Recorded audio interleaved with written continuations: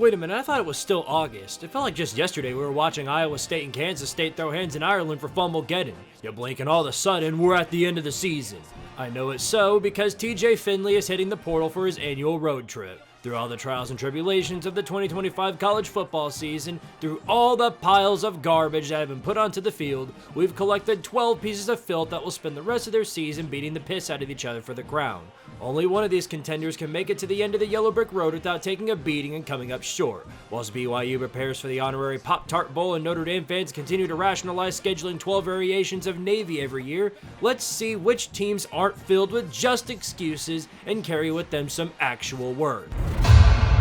This time last year, we were in awe at the idea of the Indiana Hoosiers football program being anything other than a conglomerate for hard water sewage. Then winning 10 games and making it to something as prestigious as the College World Playoffs was something unheard of before Kirk Cignetta's arrival. Now here we are a year later, and they, for lack of a better word, overachieved. Generations of football aids undone by one of the greatest comeback arcs in football history. While the floor was higher than previous win totals going into the season, nobody could have seen any of this coming. Cignetti not only rebuilt the roster, but reloaded it too. With Curtis Pork's departure, he managed to substitute him for Cal's Fernando Mendoza, who with the help of Charlie Becker, Omar Cooper, and many others on the roster, carved his name into the history books by becoming this year's Heisman Trophy winner. He led the Hoosiers through historical win after historical win. Atomized disintegration of Illinois, the top 5 road win over Oregon, first ever win in Happy Valley over Penn State through one of the greatest 2-minute drills of the season, a certified Heisman moment continuing after another. And to top the cherry on the Sunday of this orgasmic level season, they went to their first Big Ten championship appearance against Ohio State and came out winners. First time they won the conference outright since Rice had some actual authority in football, that being 1945. Now they come into the College World Playoffs for the second year in a row, but rather than being a bubble team going into enemy lines, they sit atop the throne as the number 1 team in the bracket, awaiting the victor to see who faces them in the Rose Bowl. They bring a nationally top-ranked offense and defense to the final stage of the postseason. The season as a whole is like going on a road trip and stumbling upon the goth girl IHOP. You went searching for gold and found straight diamond. Cignetti was a back-to-back coach of the year, and he'll be a major favorite in this playoffs, and potentially the one to lift the crown at the end of the year. No matter what happens, you can take pleasure in knowing Diego Pavia is crying in the club. Look, it doesn't matter how sick I might be, because of course I'm gonna come onto your fucking show and tell you about Ohio State in this playoff. It's kind of become tradition at this point. By the way, I'm sorry that Tennessee didn't make it in, Squid. Not that keeping Nico around would have helped them at all, because fuck him! Anyways, here's what I like about Ohio State. Top to bottom, we have the very best defense in the country. No one has scored more than 17 points on Ohio State this season. It is by far the absolute best defense the Buckeyes have ever produced in my lifetime. And I'm a man! I'm 30! Sorry. Yeah, that's pretty good. Caleb Downs, Sonny Styles, and Kenyatta Jackson will pretty much shut down anything thrown at them. However, I got one glaring concern that has been a pain in my ass all season long. The lack of production on offense. It was laid bare for all to see against Indiana. At times, in a game against Penn State, Washington, and obviously Texas, it was like pulling teeth to get anything going on that side of the ball. Jeremiah Smith and Carnell Tate will continue to be threats, and Bo Jackson is as big of a threat as ever, but the offensive line couldn't open any holes for Jackson against Indiana, and the secondary for Indiana closed the skies down, leaving Sayin to get eaten alive in the pocket. I'm not saying we would be in trouble if we played Miami or Texas A&M in the Cotton Bowl, but Georgia, Texas Tech, or the fucking Hoosiers again make me nervous. If Ohio State comes out of the Cotton Bowl like they did in the first game last year and make a statement, I'll feel better. But right now, I'm worried that Sayin is not ready for the moment. I'm also concerned that Ryan Day will make another dipshit decision that costs us the game. We have enough to repeat the championship on paper, but the Buckeyes are still very, very mortal. Alright, I'm gonna go take some NyQuil and go to bed. Back to you, Squid. Well, fuck. Before we discuss you, are there any more arrests we need to know about? It's the only fame more common than your success. No matter how much I hate these bastards, you'll never be able to take that away from them. After losing back to Miami, plus a cornucopia of linemen up front, it was expected Georgia would take a fall from grace and potentially make the playoffs as a home team. Oh, the horror! Unfortunately, we got the bad ending instead of the neutral one. They're back like they were simply leaving off of where they were previously. Kirby Mouse's 10th year is just like the rest, it seems. 12-1 record and a mass lineup of quality wins to boast about heading into the postseason. What's baffling is that in most of their games, they only needed one half of legit football to get past them. It's stunning just seeing how many times the teams they played got in their own way to get there. Turns out all you need for things to go your way is for Max Gilbert to be your opposition's kicker, Trinidad Chambliss to have a stroke, Texas to play anywhere outside of their home turf, or Georgia Tech just to play in general. If all else fails, give the old nudge to ref ball and watch the magic work in your favor. Just ask Auburn or Florida if you want more details on how that turned out.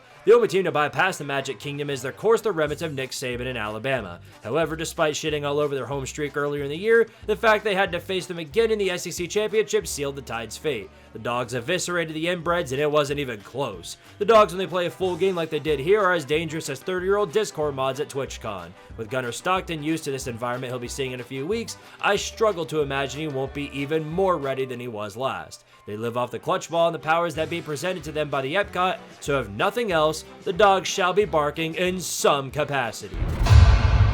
Well, looky there, Joey McGuire did in fact earn the extension. He took a gamble and put all of his cards on this year being the year that they hit it big. With the right coaching and the entire university funding spent on building an S-rank level threat, it's no wonder they blitzed through the Big 12 with precision. This program would never get success naturally, so they literally had to buy it. With the funding, they forged a team made of the irons of hell and went through most of their schedule with ease. Baron Morton leading the charge, Texas Tech's offense was threatening, but out of centuries of football, this particular team had a twist to them. Texas Tech fielded a defense for the first time since forever. The concept of that ever happening was threatening on its own, but now we're seeing the consequences of it. The defense let up roughly 11 points a game, making it one of the best defenses in the country below Ohio State's. Even the highest of threats like BYU got wiped out by Jacob Rodriguez. Twice.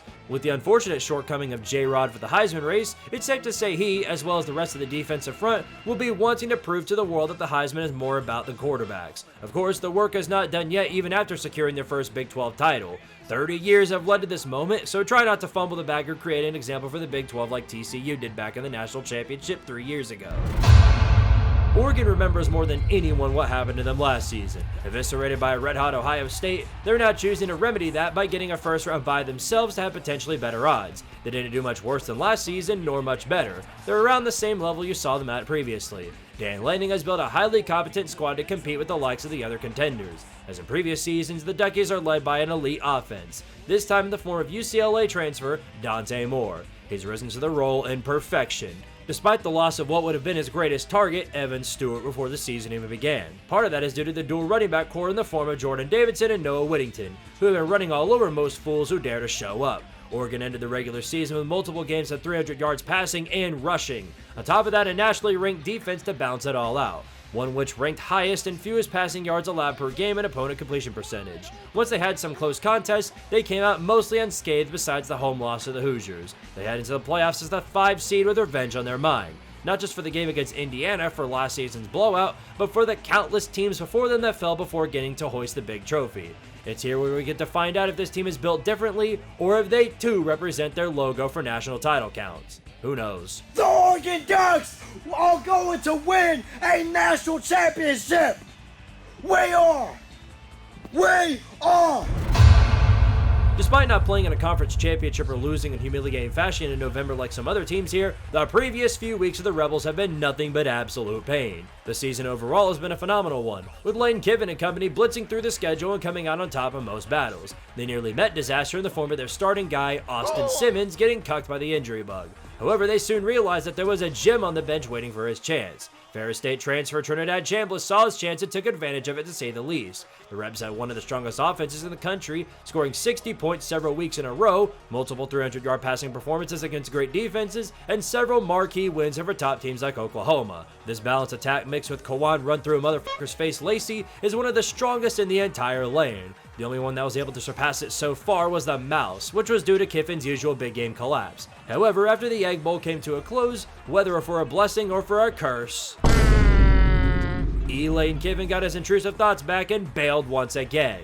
With his sudden departure, Pete Golding and the rest of the coaching staff that stuck around, which is all of them, will have to help rebound the Rebs and prove that the coach doesn't make the team. They're just in a different league. You might as well be in different leagues, not conferences, different leagues. However, Georgia did pave the way for how to beat this team. Keep in mind that the defense can't have a stroke like it did last time if they want to get far. Who would have ever thought that the only way the 8-4 curse was going to get broken was to go out and get into the college football playoffs? Truly an anomaly for sure. In just his second year with the Aggies, Mike Elko has turned the program into a potential consistent contender. The 12th man finally rose above the middle of the pack for the SEC and spent the entire season not losing. A rare case for sure. It marked one of the most successful seasons in program history. Marcel Reed, assisted by Mario Craver and KC Conception, led the Aggies to several big wins on the road, including that win over Notre Dame, as well as one over LSU and Baton Rouge for the first time since 1994. No matter how many times it looked like A&M was finally going to collapse, they rose above the battered Aggie syndrome and became one with the different leagues principle. Who else is going to come back down from 27 in their own house against the shitcocks other than them?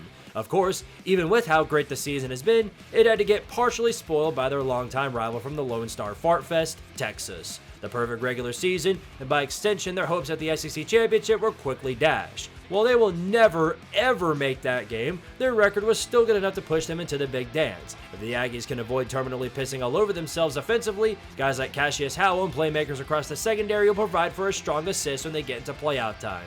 The stars align by hosting your first game in the playoff at Kyle Field. If that doesn't fuel you to overcome battered Aggie syndrome in this one, I'm not sure anything will.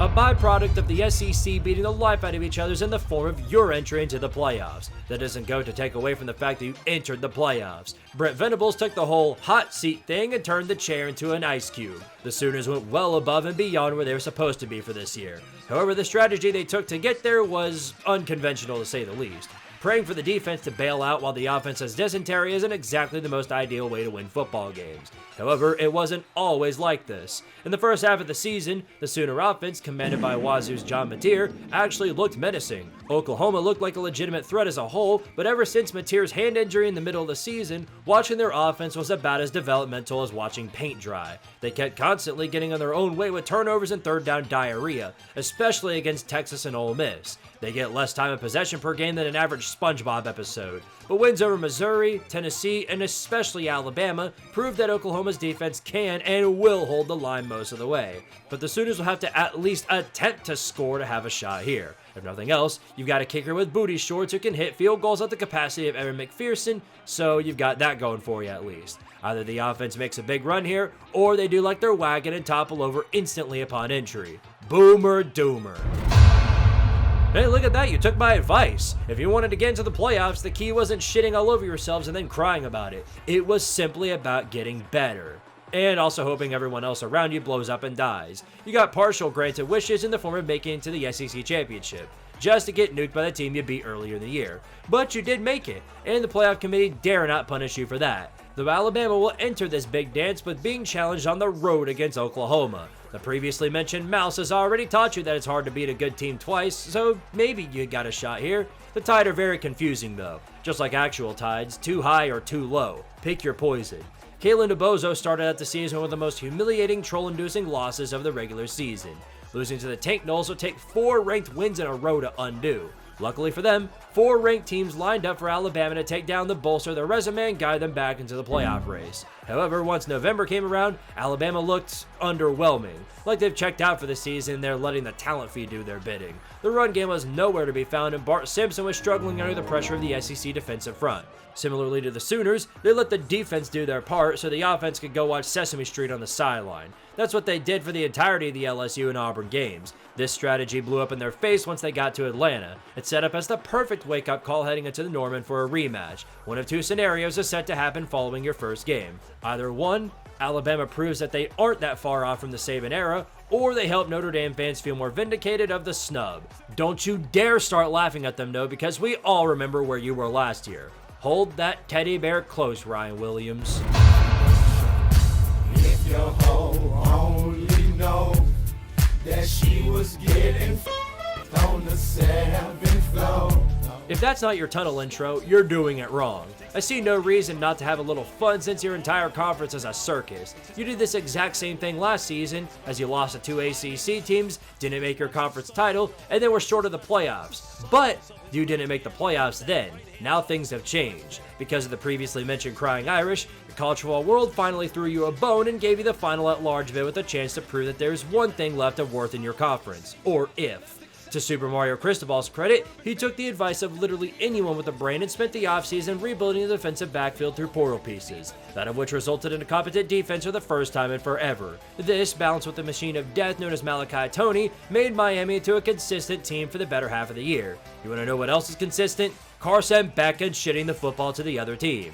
As expected, he's been your worst enemy through most of the year. While he's been able to make marquee plays when needed, he's also the reason why other teams in the conference beat the Canes in the first place. If Carson Beck is clutch, then Big Rigs Off the Road Racing was 2003 Game of the Year. In a close game, Beck might be the reason you come up short. But with a defense like the one you have, put reliance on Ruben Bain or Francis Mauigoa and hope to God that the special teams can do something funny. Thank goodness this game ended at Hardcock Stadium. I can only see Ed Reed and 5 rings spammed so many times on my screen. After Darian Mensah gave them the middle finger and bailed for $4 million, many had already thrown Tulane out of consideration to do anything other than be a jockstrap for Ole Miss. While they still fulfilled that narrative, something happened in the offseason that paved the way for them to rise above the predetermined narrative. Sex. No, literally, that's what happened. Jake Retzloff got banned from BYU for such a crime, and the Green Wave wasted no time in bringing him in to forward their season. Turned out to be the right move. Tulane was always one step ahead of everyone else with the defense they have. It was the strongest in the conference and had more than enough potential in the big games. The American was spending the entire year beating the life out of everyone, with contenders of the playoffs being in and out left and right. First it was South Florida, then North Texas, then Memphis, then you a couple times before it went right back to you again. Because the other G5 conferences were too busy blowing up, the winner of the American was a lock for the playoffs because of it. The Green Wave beat up on another Green Machine to make it to the big dance. Now, as they await their rematch against Ole Miss, they'll have to show everyone that the G5 can produce playoff-worthy teams. Tulane has already proven they can beat other power teams, even beating Mensah himself as well as the ACC champion in Duke. And you wonder why they aren't here. Plus, I'm sure we can trace back to all the other times that G5 won in the New Year's Six. While there's no Lincoln Riley to troll here, what you do have is a chance. A chance to prove that you're worthy of something. We're all begging you, please do something. The playoff committee has one more blowout for making more changes to the postseason. I hope that for your sake, you're ready for whatever comes your way. In the case you get atomized in 10 seconds, nobody is going to like the narratives that form from it. Despite your record, it's a miracle and a Hail Mary that you're even here. The strength of schedule we presented was on the level of a Tim Banks defense, soft as $1 million mattress. What put you a cut above the rest, though, was the fact that your record was significantly better than everyone else from the league. Bob Chesney drove the Dukes past everyone they played with minimal effort, with the exception of Louisville on the road, which I need to remind you that they beat another playoff team. Alonzo Barnett seemed unstoppable against the other competition from the Sun Belt, putting up record-breaking numbers with the help of Wayne Knight. Additionally, they ranked top 5 in scoring defense, shutting down most competition they played. However, I'm still skeptical. Not that they aren't a good team, but rather it seemed like they are a product of the schedule in the slightest capacity. Usually teams that spend the entire year beating up on nobodies find themselves getting dick-slapped the moment they play against an actual quality opponent. We have 2 decades of Notre Dame football for receipts in that regard. But let it be said, no matter how the upcoming game transpires, you know you earned your way here. 4 years in the FBS and already achieving this milestone is a testament to how far this program has come. After winning the Fun Belt title and getting hot at the right time, it's now or never to prove why you're here in the first place. When nobody else is rooting for you, which I know ain't true, your students are. The mandatory student fee for athletics is 23 times higher than all the other schools put together. No better time than now to do something.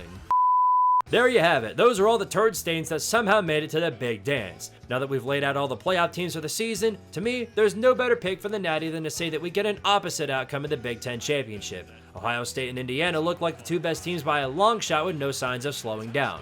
But we know there's only one constant in this forsaken sport, and that's the concept of chaos. Praying JMU and Tulane make it for the funnies. Power to Tardaria. Shout out to Twitter burners. They know who they are. I mean, it's a group of 5 to 10 guys, and I would love to say some of their names. I mean, for media reasons, I don't think I can. But I will say they know who they are. They have my support, Jay and I's support, and every other player on the team support. And it's really cool to see that they go up against these big accounts and they take them down just with not actually taking them down, but they win online arguments, and they really have our back.